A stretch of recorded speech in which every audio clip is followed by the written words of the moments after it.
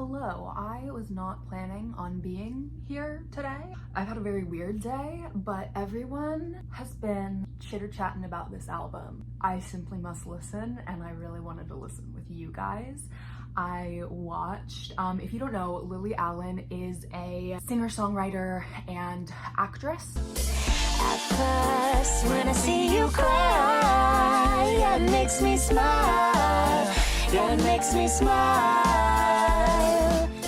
At worst, I feel bad for a while. She is English. She has been doing music for like the last 20 years or so, and she was married until last year to David Harbour, who is Hopper on the beloved show Stranger Things. I didn't know much about their relationship. I remembered watching their Architectural Digest tour, but I've just heard that this is her divorce album and that she does not pull any punches and that she is real straight up about what happened and real straight up about her feelings about it, and I'm very interested in that. I know that she is English, and I know that it's called West End Girl. I know that they got divorced, and I know that when I went back and I watched the Architectural Digest tour, he kind of really was that person who just like needed to be the center of attention in every clip, and he didn't seem to find her very endearing. He didn't seem to be very enamored with her. It felt like he was waiting for her to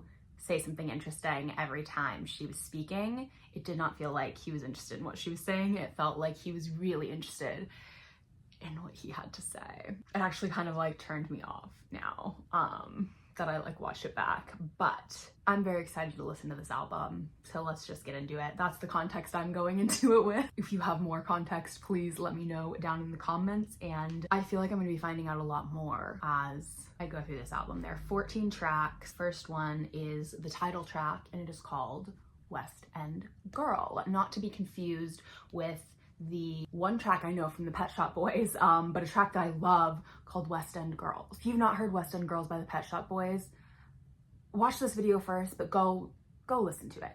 It's a fun time. If you've ever been like in your room just like dancing around and like feeling like you want to like kick over a chair, it's a great song to do that too. There's a lyric about kicking over a chair. Let's listen to this song. Oh. This is very atmospheric. Like it has like an elevator music tone to it, but it's like intentionally, like there's more to it than that. You can tell because of like the vocal harmonizing, and then there's this weird like screeching that's like a little bit unsettling. We're literally 6 seconds into this song. I feel like this is gonna be one of those songs that sounds really happy, but it's really fucking sad and just like really like bare and raw about being sad, but it has a happy tone to it. That's my prediction. Okay, I'm gonna shut up. We found a nice little rental near a sweet little school. Now I'm looking at houses with 4 or 5 floors, and you found us a brownstone, said you want it, it's yours. So we went ahead and we bought it. Oh, that's the one that they did the Architectural Digest tour of. Okay, this is a story song. This is a story song. I love it. Okay, this is their ideal like happy little life, and the one in the video, the home they did a tour of the video, was the brownstone in Brooklyn. They went ahead and they got it.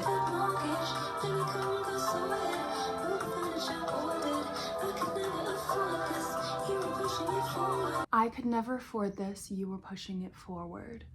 Okay, so she felt a little bit awkward about that, and there was a little bit of tension about how much money they were spending on the house and all the furniture and etc.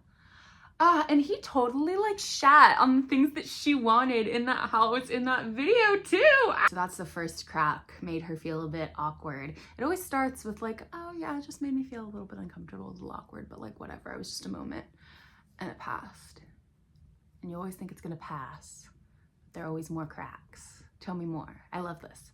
I put the key in the door, and then my phone started ringing, so I answered the call, and they were like, hey, you got the lead in a play, you got a He's gonna be an asshole about it. started to change, you said I'd have to audition. He's resentful. He's resentful and like jealous. But we moved right on. And now I'm in London and I'm on my own. And he didn't go with her. I mean, I guess they have kids. So he stayed there. In a hotel room. That's a very big juxtaposition from the picture she painted in the beginning of this, of a very like building up a domestic haven and bliss. And now she's alone in a hotel room doing 8 shows a week, and she's a West End girl, not a single mention of a partner or any domesticity. And she felt weird when she left, but she did.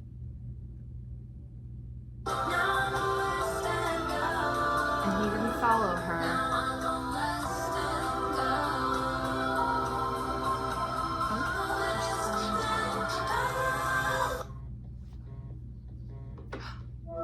Hi. This is a FaceTime call. Wait, this is a FaceTime call. Her phone is buzzing. And she's picking up a FaceTime call. Wait, what the fuck happens in this FaceTime call? How are you? I miss you. Yeah. Huh? Yeah.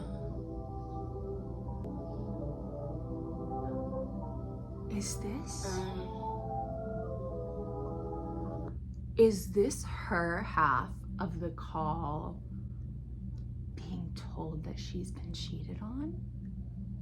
Because I did hear that. I heard that's why things ended, was that David Harbour was a shit and cheated on her while she was in London doing this play that apparently he was never all that enthusiastic about anyway. God, your career's fine, dude. Like, support each other. Be a team. What the fuck? I'm already mad at this man, and it's the first. Oh, God. And she starts off so like, hi, I miss you. And then you can hear it in her voice.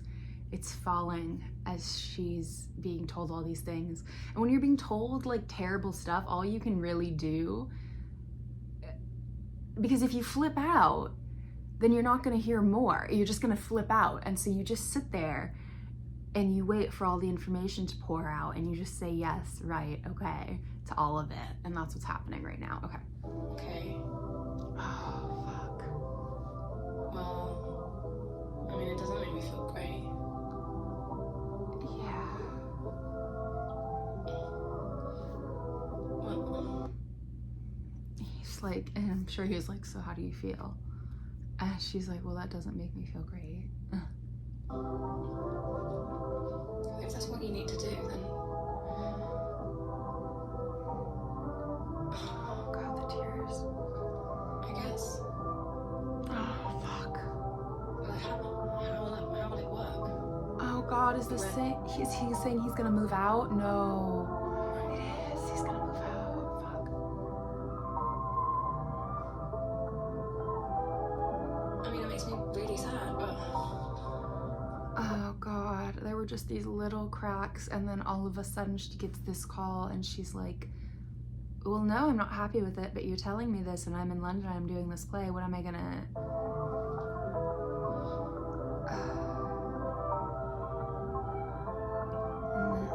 And the nice music keeps going in the back. No, I'm fine. I want you to be happy. Oh, she says I love you. Because of course she says I love you. At the end of the call.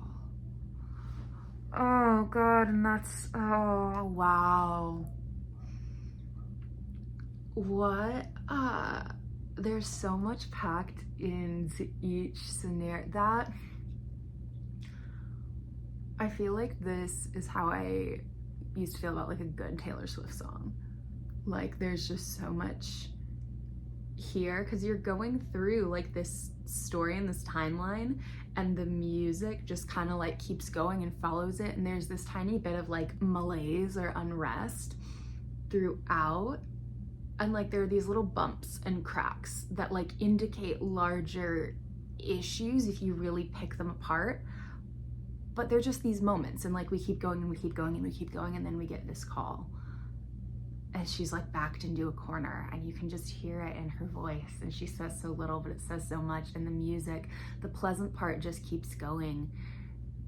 And now like the malaise is coming from her. Oh, it's so good. Okay, what is the next song? It is called Ruminating. Well, because now she's just been like left, and her kids are on the other side of the ocean, and like, and she's here, and she has to keep working and doing this play. Yikes. Okay, Ruminating, track 2. Oh, we speed it up. We speeded it up.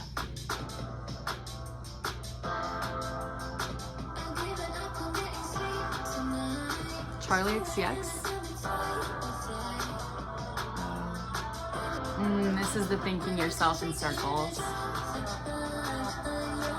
This is so ridden with the awful, nasty feeling of thinking about your person being with someone else. It is just, it hits so piercingly, and you were just ready to rip the face off of that other person and like shovel them out of their space next to your person in bed. Like, it's, oh, I feel it. This is a little dance electronic for me, but we're gonna give it a chance. This is such a painful process, because you think about every little thing. This conversation's too big for a phone. That's a good lyric. Baby, won't you tell me that I'm still your number one? Because you're still my number one, and like, I can't accept the fact that this might not be us on the same page anymore, and the affair might be done, and was it fun? Was it worth it? Like, all of the questions and all of the images. There's just so much thinking and ruminating to be done when something like this happens.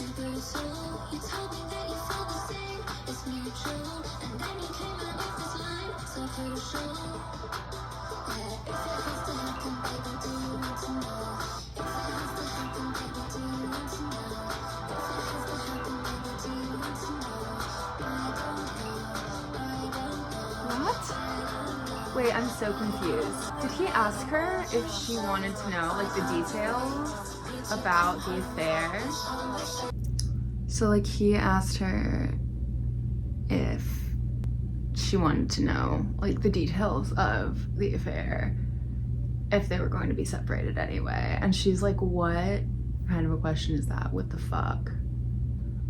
I understand that, like, the production, the cadence of the song really feeds into, like, the feeling and the swirling and, like, the mental drowning of it all. 30 seconds left. Does it just fade out? She's so sick of this happening while she's far away. She's like, can we just do this when I'm home, when we're together? Sleepwalking, track 3. Who said romance isn't dead? Been no romance since we wed.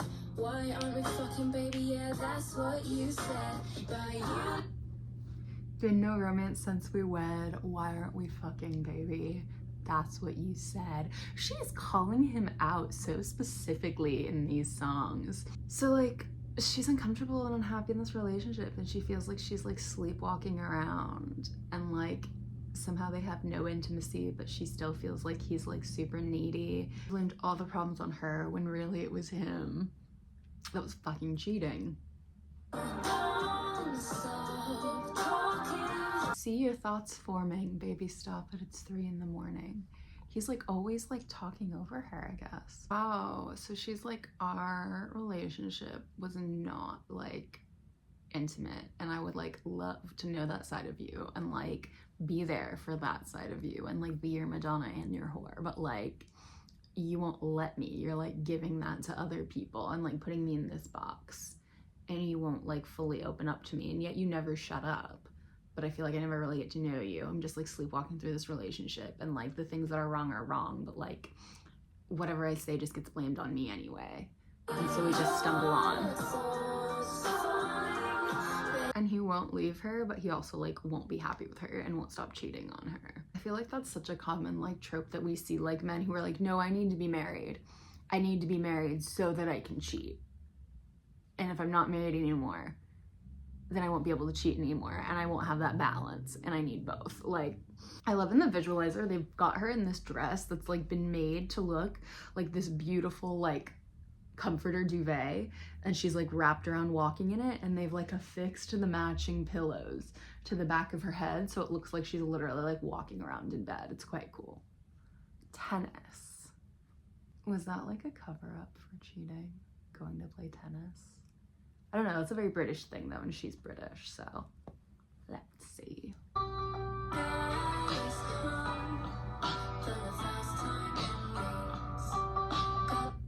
Oh, that would be how like their relationship works, huh? Like they're home when they're not shooting, and they probably leave for like weeks or months at a time. But then who watches their kids?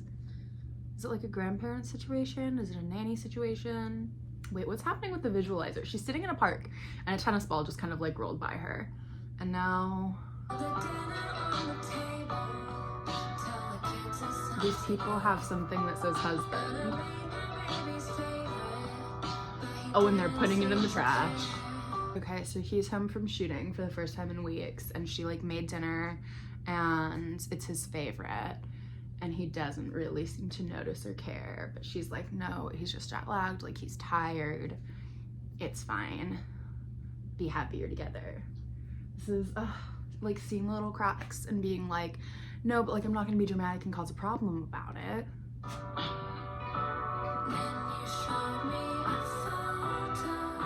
Oh, the tennis balls are hitting her now.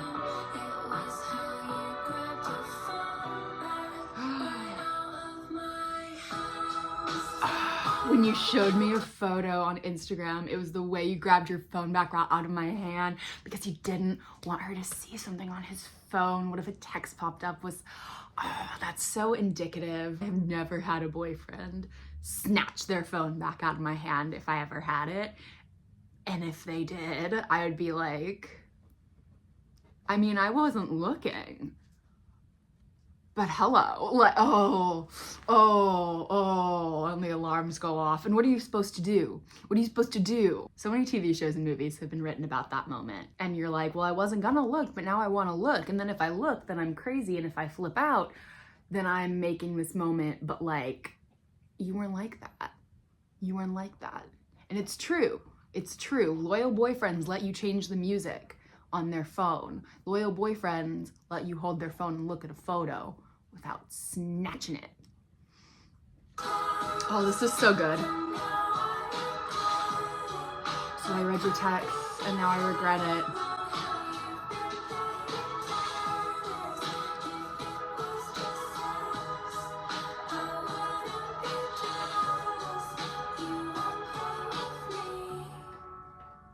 And who's Madeline? Oh!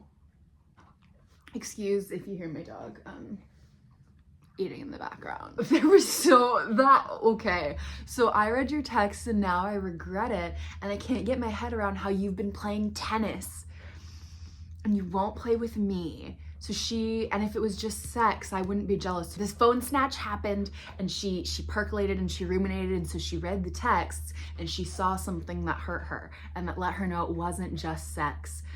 And now she's thinking about how he's been playing tennis a lot, and he won't play with her in more ways than one. And it fucking hurts. And the text she saw were with someone named Madeline, and she named that bitch. Did that moment happen? Who's Madeline? I'm sure it did. Not even young Taylor Swift name dropped that blatantly. That's incredible. Okay, we press on. She wrote him an email. Yeah.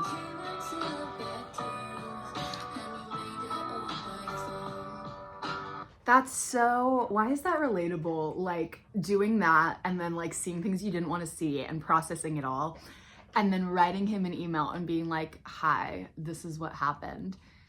And instead of processing and writing back, it sounds like he just like stormed up to the bedroom where she was like laying in the dark and was like, why did you touch my phone? Why did you do that? Why did you create this issue? Why did you create the issue of me cheating by reading my texts? Why do I feel like I've seen this in so many movies and TV shows? A man yelling at a woman. Not always a man yelling at a woman. One partner yelling at another partner. Why did you create the issue of me cheating by catching me cheating? By doing something that was wrong, but less wrong than me cheating, because I gave you reason to think that I was cheating. Oh God, and the tennis balls, they keep hitting her and she's just sitting on this bench in the park. That's so painful. And she's like, you won't play with me in more ways than one. You won't play fucking tennis with me, and yet you're out here playing tennis with this bitch. And that last song, she was like, you won't love me and you won't leave me either. Will you just go and fuck off and play tennis then? Will you just? But no, you keep coming home and ignoring the fact that I'm making your favorite meal. God, fuck you. God, that hurts. I'm mad for her. I'm mad with her. And who the fuck is Madeline? Damn. Damn. Who's Madeline?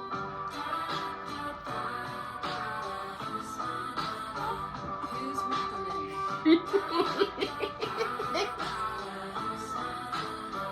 Who's Madeline? This is some... Not since Carrie Underwood dug her key into the side of his pretty little souped up four-wheel drive have we heard such audacity. You know, Taylor Swift should have said no. This is up in there with their songs. The creating the little ditty out of who's Madeline and getting progressively more fucking angry as she's saying it. There's still like 10 more seconds. Who is Madeline? Actually. Oh, she was dead serious. She was dead serious on that last question, and she will be getting an answer. Because the next track's name is Madeline. I've never been more seated. This is dead ass this girl's name. My question is the person's name that he cheated with, is her name Madeline, or is it something else and we're calling it Madeline? You know, like Lacey by Olivia Rodrigo, or Jolene, or is her name fucking Madeline? Because if it is, this is crazy. And I love crazy. I love an unhinged woman. The worst part of me hopes her name's Madeline. Mature part of me really hopes that it's not. I cannot wait to listen to this song. Oh.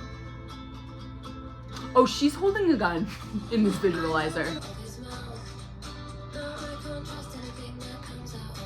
Oh God, she's addressing the woman. Is she texting her? She is asking the other woman for the true tea. She's saying, girl to girl, what's good? What is the deal? Be honest with me. Fuck, what happened? How long has it been going on? Is it just sex or is there emotion? He told me it had to be with strangers. But you're not a stranger, Madeline. Hey, he is telling me the truth. Our relationship has only ever been about sex. I can promise you that this is not an emotional connection.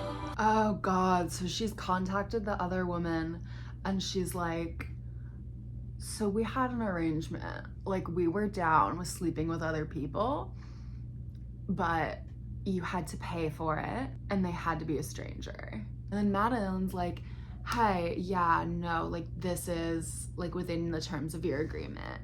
And she's like, I don't know whose side you're on, and I don't know if you're telling me the truth.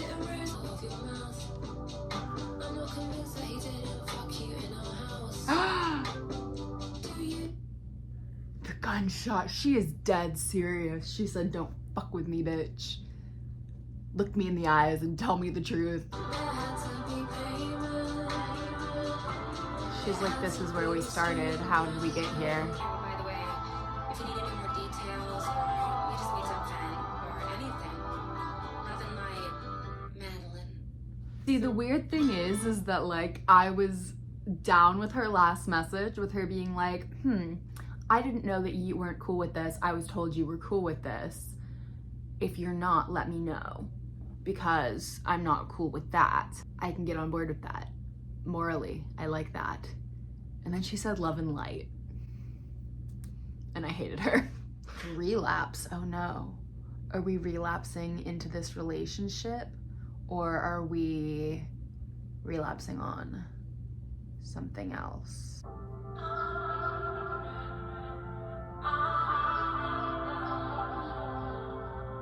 I like how this sounds. She moved to the US to live with them. It's the opposite of what Taylor Swift did. I tried to be your modern wife, but the child in me protests. I tried to be cool with this agreement that we'd made and with you being shitty about it. But like the base version of me that wants to be loved is not fucking cool with my person liking somebody else. And I can't stand this and I can't handle it. And I need a goddamn drink.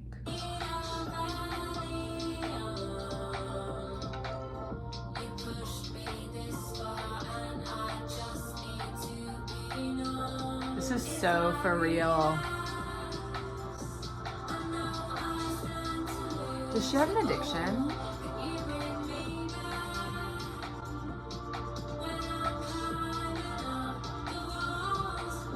No, she's like on the precipice. So she feels like she's falling. And it's like if he would reach his hand out and make her feel like he's present with her, it would catch her and make her feel like things might be okay.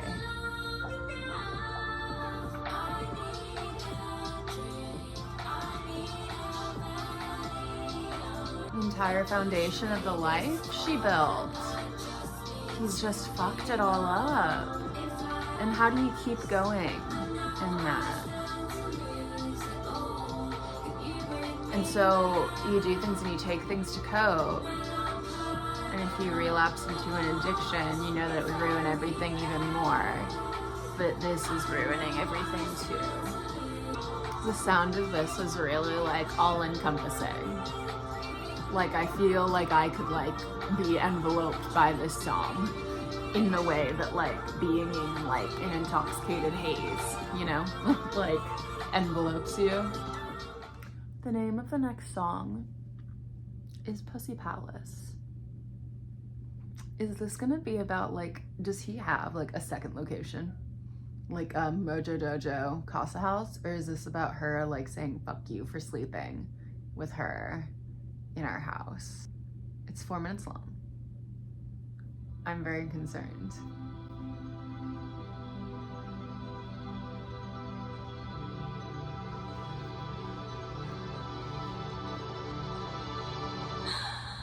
Oh.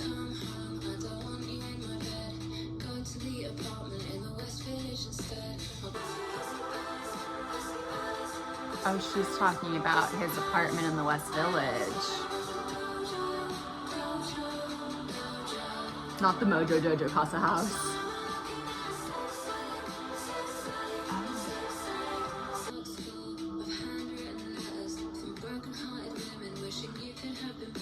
Oh, multiple. Okay, so he went to stay in his apartment in the West Village. God, these people have so much money. His apartment in the West Village because she didn't want him at home.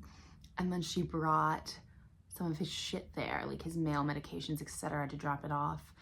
And she went inside and she found all of his sex toys and like other people's hair. Oh God. And she feels so dirty and gross and awful standing there. And she's like, this is your fucking, oh God, she's so angry and like rightfully so. I feel like I'm standing there with her. I feel like I am in that place looking at all the sex toys and fucking condoms and going through these thoughts in this moment with her.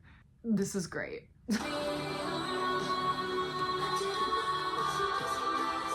And you're sad and you're angry and you're like, who are you? I did not plan on And the visualizer is her in like a nun habit, and she's like, I guess in comparison, this is who I am. A song named 4chan Stan is wild. I'm very interested. I feel like this is gonna be really violent and mean. Sounds happy, which means I feel like it's gonna be mean.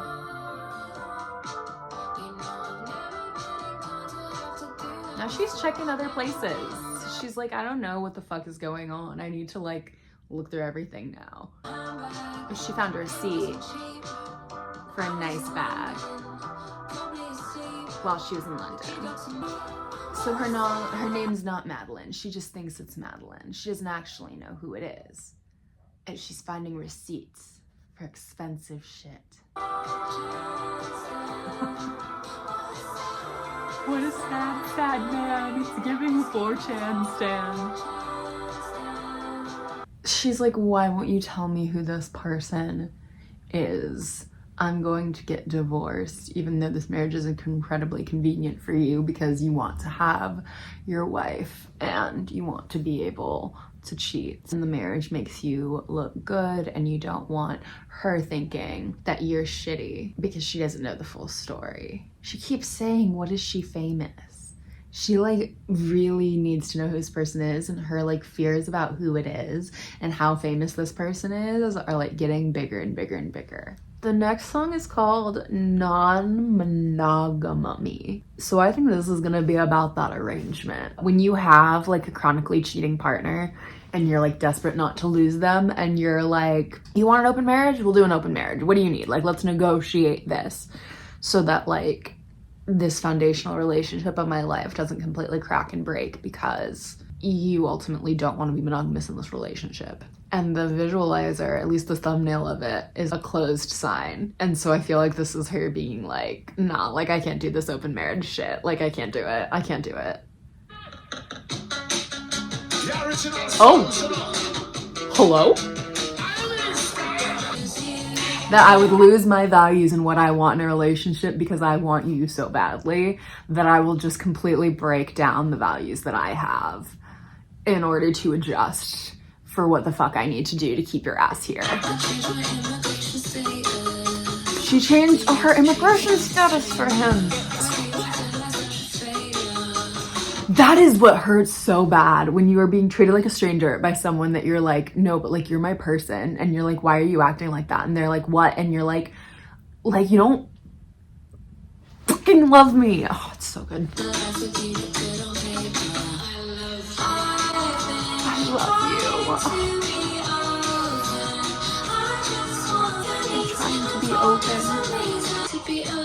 I'm just trying to be open. I'm trying. Oh, and you're like, but I want you. I love you, man.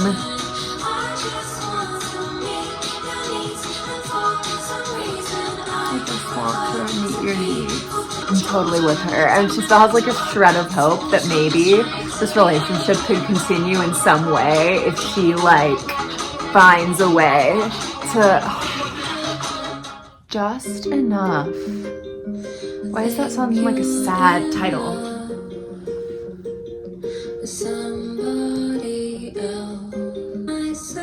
No, you weren't blaming yourself at all just a couple songs ago. I guess that's the roller coaster though. She just wants him to be like straight up honest with her. And it sounds like he's not. It sounds like she's just getting flashes of the full story of like what her life and what her marriage has been.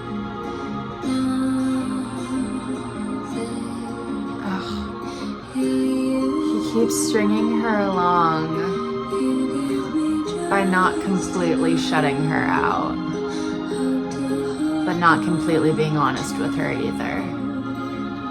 And it's torture, because he won't be totally present with her, but he also won't just say he can't do it anymore and leave, because he wants the image of the marriage. He wants the image of having a marriage, but he wants to be able to do whatever he wants. He doesn't actually want a marriage. Or maybe some part of him does. I don't know. She just has all these questions. And she can't like help. But keep asking them because she's been given no answers.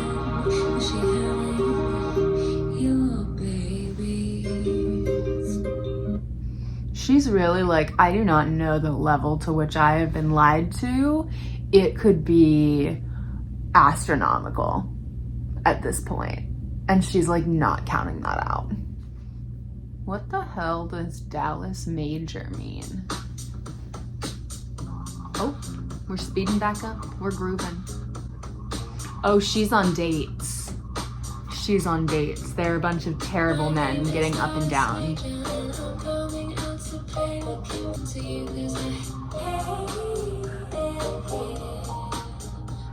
Dallas Major is her fake name that she uses when she's trying to have fun with men when her husband's not around. I'm dead. And she hates it.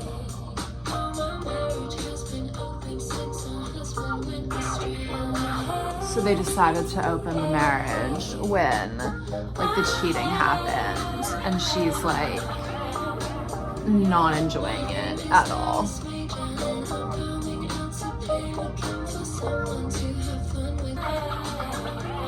And she's like, what am I doing? But I suppose I should be doing this because if he can, then like I can too. But she doesn't fucking want to be. And she hates that he does. That was fun. That was a groove. Beg for me. All you want is for them to beg for you when you're in this situation, but they're never gonna, and that's what's terrible. Like, I'm sure Taylor wanted Joe to beg for her so many times, but she eventually realized that he never was gonna. And now she's with someone who will.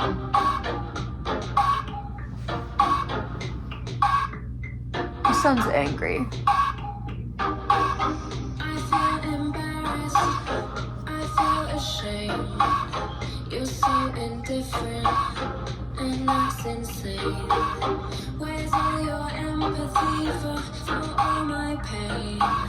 My friends will tell me you are deranged.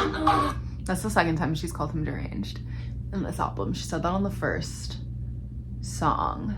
She's like, show some goddamn emotion, like give a fuck. And I'll bet you that like he's one of those, like he just shoves all his emotions right on down and like doesn't show them. And so I'll bet she's like hasn't seen a real feeling from him that wasn't like frustration or anger or annoyance in like months. And that's so painful because she's like, I remember you used to have other feelings.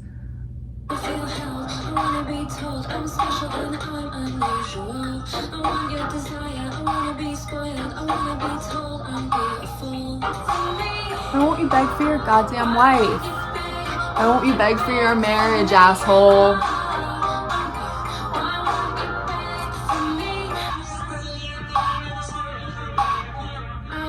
Who is that voice? You're so indifferent. Oh, does this just really repeat? I don't love that. I wish that we didn't just repeat it. That's kind of annoying. I wish that we had a second verse that was different from the first verse, personally. But I do like this song, and I think I probably will return to it despite the repetition, because who among us? I mean, I hope not. But I feel like a lot of people I know have had to like look at a partner and be like, I'm just begging to feel like you care. Like I'm just begging, like I am in so much pain and I care so much and I'm like begging for you to like be on your knees for me because I am like so perpetually on my knees for you. God, I know that feel. I know that feel, girl. Let you W/in. So it's like, it looks like let you win, but it W/ also means with. So like let you within. Let you win and like let you in. Interesting. She's like in a showgirl outfit in a diner. I'm so fucking miserable in my rabbit hole, yeah, I'm Alice. And I'm expected to be nice, picking up the pieces. What is it you sacrifice? I'm protecting you from your secrets. Don't tell the children the truth would be brutal. Your reputation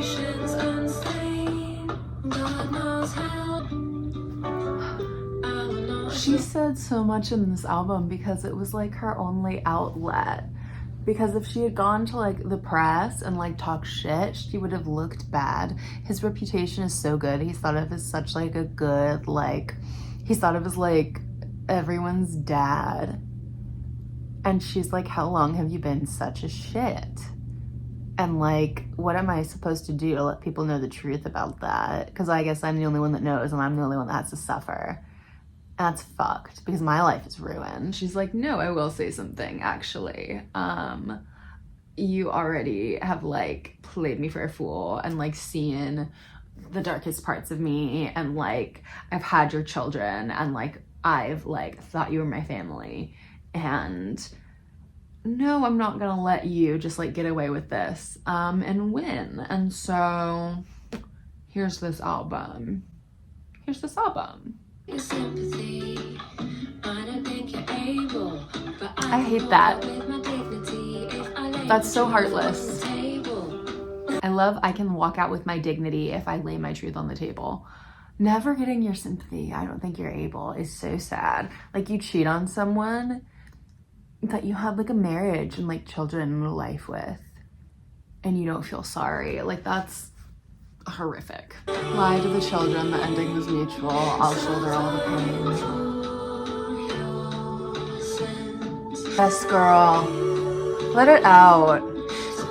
Where's the lie though? Where's the lie? I feel we have one song left. And I just feel like I have such a clear picture of her perspective of this relationship breakdown and like this split and like where she was left and like the facets of it for her. And she's done such a good job of depicting it. And I feel like these songs are like, there's like quite a range and quite a variety, but they're also clearly about the same thing and by the same person, that they sort of fit together in a way. But there are ones that if you did listen to them back to back, it would be like shocking. Like if you listen to this and ruminating back to back, you would be like, ah. So we have one more, and it's called Fruity Loop. And I'm afraid it's gonna be really fucking sad. Oh, maybe not. I don't know. Oh, wait, no, the visualizer looks sad.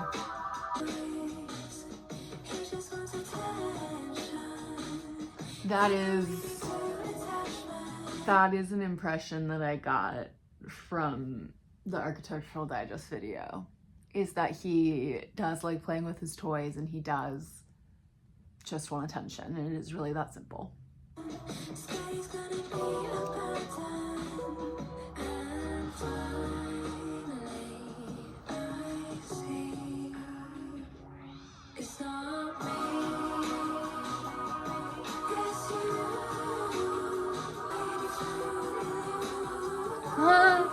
He's in like a little Fruit Loop, like running in circles, doing the same cycle over and over.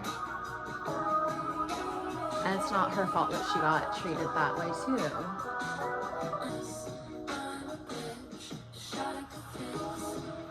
Relatable. Team. I thought we could break each other's cycles and that I could keep you happy. No, but you both need to work on yourselves and work together as well. It is what it is. You're a mess. I'm a bitch. And like relatable and like same to both. But like he can be a mess and you can be a bitch, and you can both like work on yourselves and like make each other better. But that's not what worked out because he turned his back on her emotionally and physically, and that was not her fault. And she knows that now. Go fucking her. Team Lilly Allen.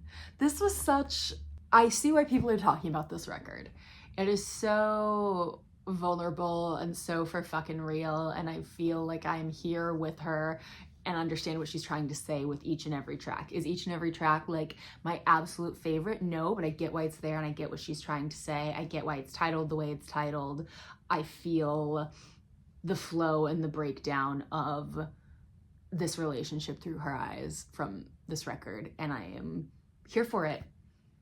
And I don't want to say I had a good time, because I'm not sure that's totally the word, but I will return to some of these tracks.